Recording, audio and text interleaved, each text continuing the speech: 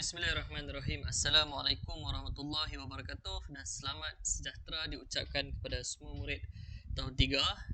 Kita berjumpa lagi dalam sesi pengajaran dan pembelajaran di rumah PDPR bagi bahasa Melayu tahun 3. Jadi pada pagi ini kita akan teruskan lagi dengan topik ataupun tajuk yang seterusnya. Jadi sebelum itu kita tengok objektif pembelajaran kita hari ini ada 2, iaitu murid akan dapat membina kerangka karangan dan dapat menulis karangan secara berpandu. Okey, jadi kita akan lihat apakah yang dimaksudkan dengan kerangka karangan dan kenapa kita perlu ada kerangka karangan sebelum kita menulis karangan ataupun kita nak menulis karangan yang lebih baik, kita perlu ada ataupun rujukan panduan sebagai panduan lah untuk kita menulis karangan yang lebih baik. Jadi kerangka ni sangat penting . Okey, buku teks muka surat 64 dan 65 kita akan tengok tajuk yang diberikan kepada kita iaitu berkenaan dengan bertolak ansur. Jadi saya minta murid-murid bersedia dengan buku teks dan pastikan telah dibuka muka surat 64 dan 65. Jadi kita akan tengok satu persatu dan di akhir nanti baru kita akan baca contoh karangan yang telah diberikan kepada kita. Tapi sebelum tu kita akan cuba faham dahulu apakah cerita yang ataupun situasi yang sedang berlaku. Kemudian kita akan melihat bagaimana kerangka karangan itu ditulis dan macam mana kita nak mengeluarkan maklumat, kita nak mengambil maklumat dan masukkan ke dalam kerangka, dan daripada kerangka itu kita akan pergi kepada contoh karangan. Barulah kita akan tengok macam mana nak menulis karangan dengan lebih baik. Okey.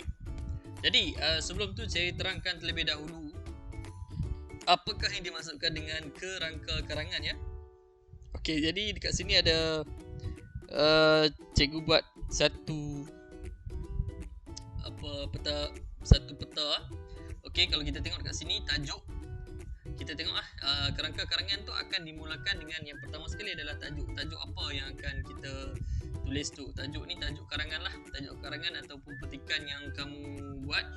Okey, biasanya dalam penulisan karangan kita akan dimulai dengan pendahuluan. Di atas ni dia akan dimulakan dengan pendahuluan. Jadi pendahuluan ni biasanya kita tulis dalam satu perenggan.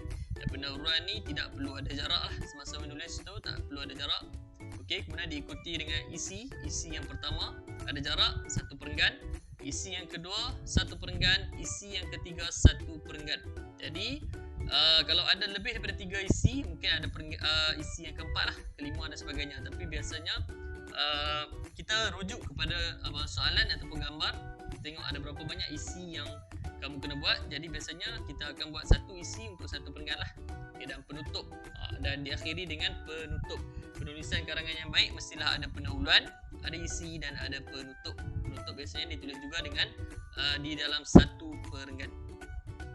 Okey, jom kita tengok satu persatu. Kalau pendahuluan, apakah yang dimaksudkan dengan pendahuluan? Okey, pendahuluan ini menerangkan dan memperkenalkan tajuk karangan. Biasanya dalam perenggan ini, dia ditulis dalam satu perenggan. Dalam perenggan pendahuluan, biasanya kita akan terangkan dan bagi tahu, kenalkan tajuk karangan tu berkenaan dengan apa. Kita mulakan sebagai permulaan ya. Diterangkan secara keseluruhan apakah yang dimasukkan ataupun berkenaan apa tajuk karangan kita tu. Okey, dan ditulis dalam satu perenggan. Manakala kalau isi pula, isi ni kalau kita kata sebagai badan kepada karangan ni, ataupun yang paling penting sekali lah isi ni. Isi ni adalah untuk mengembangkan jalan cerita dan tajuk. Tajuk itu dikembangkan lagi melalui isi. Jadi dekat dalam isi ni adalah apa yang penting yang nak disampaikan, dan biasanya dia tulis satu isi untuk satu perenggan. Okey, satu isi untuk satu perenggan. Jadi kalau ada 10 isi, 10 perenggan lah, dia jadi panjang macam tu. Karangan yang baik macam tu lah.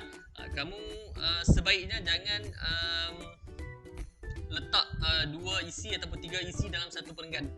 Biasanya kamu akan letak satu saja isi dan selebihnya tu huraian kepada isi. Contoh kalau isi yang pertama, kamu letak isi yang pertama, kamu kembangkan jalan cerita tu, kemudian melalui contoh-contoh ataupun huraian kepada isi yang pertama. Okey? Saya harap kamu tak keliru lah. Kalau pendahuluan tu adalah huraian kepada tajuk, betul masuk pula kepada isi yang pertama, tulis isi yang pertama apa, lepas tu dekat dalam perenggan yang sama kamu huraikan isi yang pertama. Lepas tu masuk perenggan yang kedua, isi yang kedua. Tulis isi yang kedua, kemudian uraikan isi yang kedua. Masuk perenggan yang ketiga, tulis isi yang ketiga, uraikan isi yang ketiga. Macam itulah. Okay. Sampailah tak ada lagi isi, kemudian baru kita akan masuk kepada penutup. Okey, kita akan masuk ke penutup. Penutup ni apa? Penutup adalah rumusan ataupun kesimpulan kepada jalan cerita karangan. Mesti ada penutup. Biasanya murid-murid kalau dalam peperiksaan, kalau dia tak sempat, dia tengok masa dah nak habis kan. Jadi dia pendekkan, mungkin dia tak sempat nak tulis penutup. Jadi bila tak ada perenggan penutup, jadi markah tu akan kurang lah. Dia tak jadi satu karangan yang baik. Jadi kamu perlu merancang. Semasa nak menulis karangan, perlu merancang, perlu buat kerangka seperti yang saya tunjukkan contoh sebentar tadi. Kejap lagi pun ada lagi contoh. Kita akan lihat dalam buku teks tu. Okey, penutup ditulis dalam satu perenggan. Dia adalah rumusan ataupun kesimpulan. Akhir sekali, apa yang nak disimpulkan daripada karangan kamu tu. Okey, ditulis dalam penutup. Okey, jadi kita cuba tengok muka surat 64. Kita cuba fahamkan apakah situasi yang sedang berlaku di sini. Okey. Tajuk yang diberikan kepada kita ialah bertolak ansur. Jom kita baca apakah yang disebut oleh cikgu itu. Murid-murid, esok kita akan mengadakan persembahan koya bersempena Hari Kebangsaan. Cikgu harap semua telah bersedia dan saling bekerjasama. Okey. Kemudian semua murid kata, ya cikgu, kami telah bersedia. Okey, koya Ini rentetan daripada tajuk yang lepas Kita ada buat berkenaan dengan poster dalam satu poster kita mengeluarkan maklumat mencari apa idea-idea kan. Jadi ni murid-murid ni kelas ni dia nak menyertai persembahan koya sempena dengan Hari Kebangsaan. Tapi poster tu pasal Hari Guru kan. Ni pasal Hari Kebangsaan. Okey, jadi kita tengok satu persatu. Gambar pertama iaitu kita lihat mereka ni sedang bersiap-siap kawan tolong pakaikan sampin, ada yang tolong pegang songkok untuk dipakai kan. Okey, jadi dia tulis itu isi dia ataupun maklumat yang diberikan adalah persiapan, kemudian pakaian kebangsaan. Okey, kemudian gambar yang kedua kita lihat berlaku dekat situ ada unsur-unsur kerisauan. Unsur kerisauan ni maksudnya unsur yang dibawa dalam karangan ni lah. Dibuat cerita yang ditulis ni, karangan yang ditulis ni dia ada unsur ataupun unsur kerisauan. Kalau yang pertama ni kita dapat lihat suasana mereka dalam keadaan bersiap sedia. Kemudian dekat sini yang kedua kita tengok ditulis itu tertinggal sampin. Kemudian risau. Okey, gambar yang ketiga di bawah dia. Okey, tengok anak panah ni. Okey, kita dapat lihat kat sini kawan dia telah berikan samping dan guna selendang. Dia cakap dia akan guna selendang lah macam tu sebab ada gambar kat sini kan. Okey, dan gambar yang keempat dan yang terakhir kita dapat lihat mereka sedang membuat persembahan persembahan koya. Okey, dekat bawah tu dia tulis dengan semangatnya dan bangga.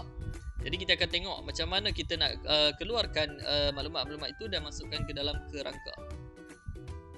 Okey, kalau kita lihat pada muka surat 65, okey, telah diberikan kepada kita kerangka karangan Okey, macam yang ditunjukkan sebentar tadi, tajuk karangan ni akan ditulis dahulu. Kemudian apabila tajuk dia adalah betul langsung macam kat sini Nanti kita akan baca. Akhir sekali kita akan baca contoh karangan ni. Okey, tajuk. Kemudian yang pertama sekali ialah pendahuluan. Pendahuluan itu kita dapat ambil dekat mana? Kita akan dapat ambil dekat gambar cikgu tu. Cikgu tu menerangkan apa yang mereka akan buat, mereka akan lakukan. Kemudian diikuti dengan isi pertama, isi kedua, isi ketiga ni kita akan cari sebentar lagi. Dan penutup penutup dia ada dirumuskan apa yang akhir sekali berlaku. Contoh karangan pun kita akan baca sebentar saja lagi. Okey, sekarang jom kita tengok macam mana kerangka karangan ni dibuat. Okey, tajuk dekat sini ialah bertolak ansur. Sepatutnya ditulis sini bertolak ansur lah. Boleh saja, tapi kalau dah bagi tahu tajuk pun kita dah tahu dah tajuk. Kita akan ambil tajuk bertolak ansur. Jadi pendahuluan dia telah tulis kat sini menyertai persembahan koya sempena Hari Kebangsaan. Pendahuluan diambil daripada situasi yang atas kali ni. Cikgu ni memberitahu bahawa dia orang akan mengadakan persembahan koya sempena Hari Kebangsaan. Jadi dia minta mereka semua bersedia dan saling bekerjasama. Jadi pendahuluan akan menceritakan tentang tajuk berkenaan tajuk betul langsung ni, iaitu menyertai persembahan koya sempena Hari Kebangsaan, dan cikgu dia minta mereka ni saling bekerjasama lah. Okey, isi yang pertama kita dapat lihat pada situasi yang pertama, iaitu kita ambil balik yang tulis dekat sini persiapan. Jadi kita olah sedikit isi yang ringkas ini. Okey, dia kata persiapan untuk pertandingan koya. Okey, yang kedua pakaian kebangsaan, memakai pakaian kebangsaan. Okey, isi yang kedua, kalau tengok ni yang ada unsur kerisauan ni, kita tengok seorang rakannya dalam keadaan yang risau tu. Okay, diberi nama Jiva. Jiva tertinggal sampin, tertinggal sampin dan berasa risau. Okey, ini isi yang kedua. Untuk isi yang ketiga, kita perlu olah, cuba kita berikan jawapan. Apakah jawapan yang sesuai untuk berikan sampin dan gunakan selendang? Jadi, cadangan jawapan daripada saya ialah Saiful memberikan samping miliknya. Saiful beri samping miliknya kepada Jiva. Kemudian dia akan menggunakan selendang lah. Menggunakan selendang. Isi kita masukkan ke dalam kerangka terlebih dahulu. Dan penutup yang terakhir, okey, penutup menyanyikan lagu dengan semangatnya. Ni dengan semangatnya mereka menyanyikan lagu dan mereka sangat bangga dekat sini ya. Okey. Jadi inilah rupa kerangka yang telah dihasilkan. Okey, daripada kerangka ni barulah mudah untuk murid-murid untuk menulis karangan dengan lebih baik. Jom kita tengok. Okey, daripada kerangka ni ada contoh karangan kat sini. Okey, jadi saya ingat saya akan baca terlebih dahulu contoh karangan ni. Okey, kerangka telah pun dibuat. Okey, Sekolah Kebangsaan SK Gemilang mengadakan sambutan Hari Kebangsaan. Murid-murid tahun 3 angsana yang terdiri daripada pelbagai kaum menyertai persembahan koya. Okay, habis perenggan yang pertama iaitu pendahuluan. Kalau kamu lihat kat sini, pendahuluan tidak ada jarak, dia hanya rapat daripada garisan. Kemudian masuk kepada perenggan yang kedua iaitu isi yang pertama. Isi yang pertama dekat sini ialah persiapan untuk pertandingan koya dan memakai pakaian kebangsaan. Jadi daripada isi pertama ni, dua-dua ni adalah isi ya. Daripada isi pertama ni, kamu akan olah dia dalam bentuk ayat dan buat penceritaan. Dia akan jadi seperti ini ya. Murid-murid tahun 3 angsana sibuk membuat persiapan. Mereka membantu rakan-rakan yang lain tanpa mengira kaum. Mereka memakai pakaian kebangsaan. Murid lelaki memakai baju Melayu dan murid perempuan pula memakai baju kurung. Okey, itu perenggan yang kedua untuk isi yang pertama. Okey, sekarang kita akan lihat pada perenggan yang ketiga. Dan perenggan ketiga ni ditulis dengan isi yang kedua. Isi kedua apa? Jiva tertinggal sampin dan berasa risau. Okey, jadi diolah isi ini menjadi satu perenggan iaitu Jiva membuka beg. Dia hendak mengambil sampinnya. Tiba-tiba muka Jiva berubah. Jiva tertinggal sampin di rumah. Jiva amat risau kerana dia akan menjejaskan persembahan kumpulannya. Jadi Jiva ni risaulah. Kalau dia tertinggal sampin nanti dah tak jadi seragam dia tak ada sampin, dah tak jadi seragam. Nanti akan nampak lah persembahan tu tak begitu cantik lah. Okey, sebab tak seragam. Okey, itu adalah perenggan yang ketiga, isi yang kedua. Sekarang kita tengok perenggan yang keempat untuk isi yang ketiga. Yang kita buat tadi, isi dia ialah Saiful memberikan samping miliknya dan menggunakan selendang.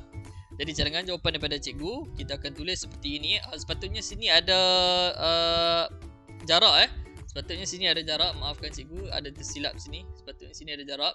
Okey, Saiful, sebab perenggan baru ada jarak. Saiful memberikan samping miliknya setelah mengetahui bahawa Jiva tertinggal sampingnya. Saiful akan menggunakan selendang yang sama warna sebagai ganti sampingnya. Jadi itu saja untuk perenggan yang keempat untuk isi yang ketiga. Jadi boleh tambah lagi dekat sini, mungkin tambah Jiva berasa sangat gembira ataupun Jiva dapat menarik nafas lega ke. Kamu boleh buat cerita kamu. Dan yang akhir sekali penutup iaitu perenggan yang kelima. Perenggan kelima adalah penutup. Kita tengok isi dia ialah menyanyikan lagu dengan semangatnya dan mereka sangat bangga. Penutup ni mereka sangat bangga, penutup yang baik penutup yang orang cakap perakhiran yang gembira. Okey, jadi kita baca setelah diolah dia akan menjadi seperti ini. Giliran kumpulan koya kelas tahun 3 angsana telah tiba. Mereka menaiki pentas dengan tertibnya. Kumpulan tersebut menyanyikan lagu dengan semangatnya. Mereka sangat bangga kerana dapat membuat persembahan. Jadi ini adalah contoh karangan yang ditulis berpandukan kepada kerangka karangan. Jadi bila ada kerangka karangan, akan lebih mudah untuk kamu tulis karangan. Jadi penting untuk kamu pertama sekali dapat mengeluarkan maklumat atau isi penting yang diberikan. Kemudian kamu dapat membuat kerangka karangan dan akhir sekali kamu dapat buat ataupun bina karangan secara berpandu menggunakan kerangka karangan. Jadi cikgu harap kamu faham pembelajaran kita pada hari ini. Tugasan yang kamu akan lakukan ialah kamu akan lengkapkan latihan di dalam buku aktiviti muka surat 71 ya. Saya ulang, buku aktiviti muka surat 71, tajuk yang diberikan ialah jejak maklumat. Jadi, seperti biasa, setelah kamu siap, kamu boleh hantar tugasan ke dalam Google Classroom. Jadi cikgu rasa itu saja kelas kita pada hari ini. Terima kasih di atas kerjasama yang telah kamu berikan. Sekiranya ada apa-apa soalan yang ingin diajukan kepada cikgu, kamu boleh terus WhatsApp kepada cikgu ataupun boleh terus tanya dalam grup kelas. Tapi sebaiknya kamu personal lah sebab kita nak mengurangkan kesesakan di dalam grup kelas dengan info-info yang lebih penting. Jadi cikgu harap kita dapat berjumpa lagi pada kelas yang akan datang. Assalamualaikum warahmatullahi wabarakatuh dan jumpa lagi.